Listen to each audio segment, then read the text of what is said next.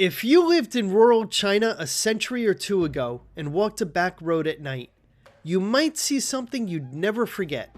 A handler with a lantern, and behind him a line of rigid figures moving in the dark, upright, swaying, jolting forward in short, unnatural bursts.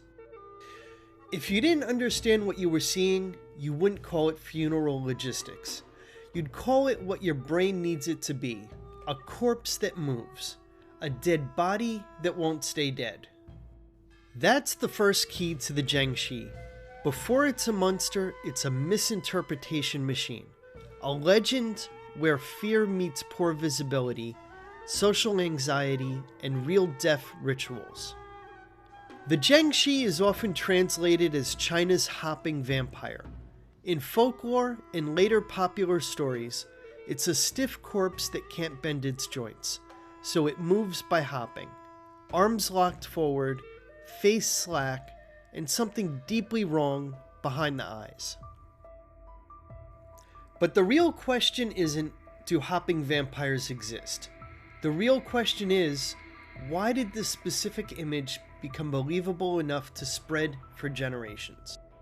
One explanation that keeps showing up in discussions of Jiangshi origins is the idea of transporting bodies long distances so someone could be buried at home.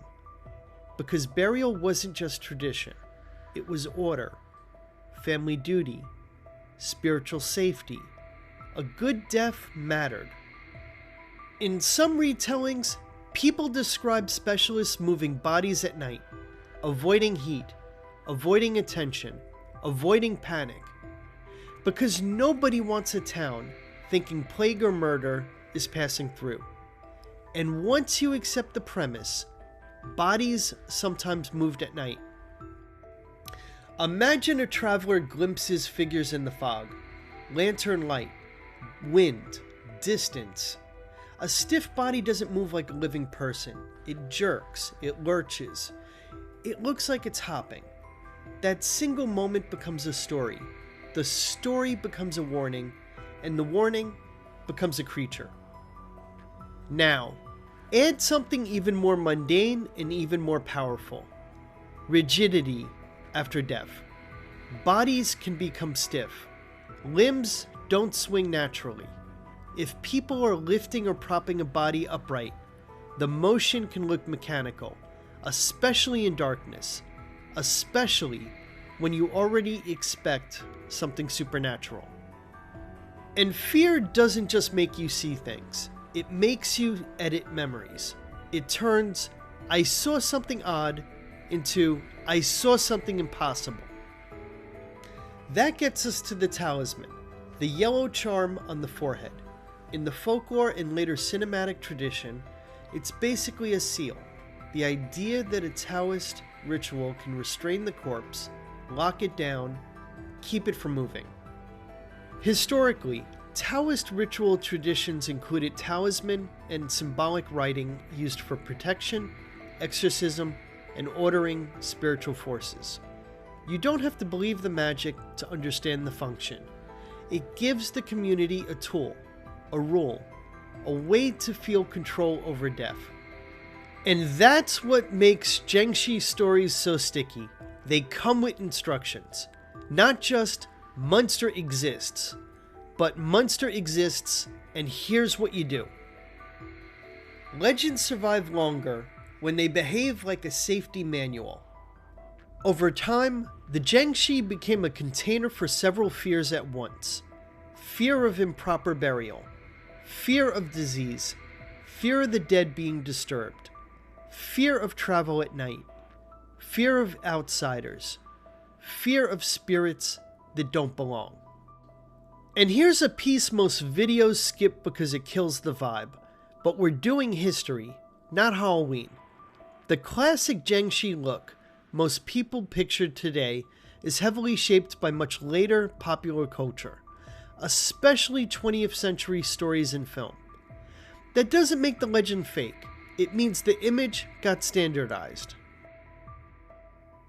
Folklore is messy. Movies make it crisp. So is the Jiangshi real? If you mean a supernatural corpse hopping through villages feeding on life force, there's no hard evidence that holds up like a criminal case file. But if you mean did people genuinely see strange corpse-related practices, misunderstand them, and build a coherent horror legend around them?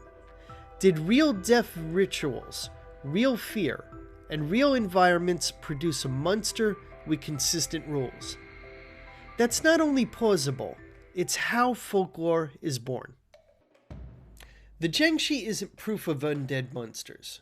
It's proof that death, handled in the dark, becomes a story people will swear is true. And that's the unsettling part. The legend doesn't need literal hopping corpses to be real. The fear underneath it, fear of bodies, fear of improper rites, fear of what happens when order breaks, that was real. So here's my read. The Jiangshi is likely a fusion.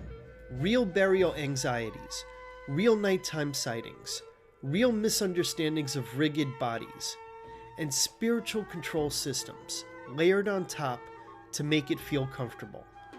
Myth with a real-world spine. So, what do you think? Real origin story or pure invention? Drop your verdict in the comments. Real or myth? And tell me what evidence would change your mind. If you want more historical mysteries like this, like and subscribe. Until next time, keep questioning, keep exploring, and never stop seeking the truth. Thank you for watching.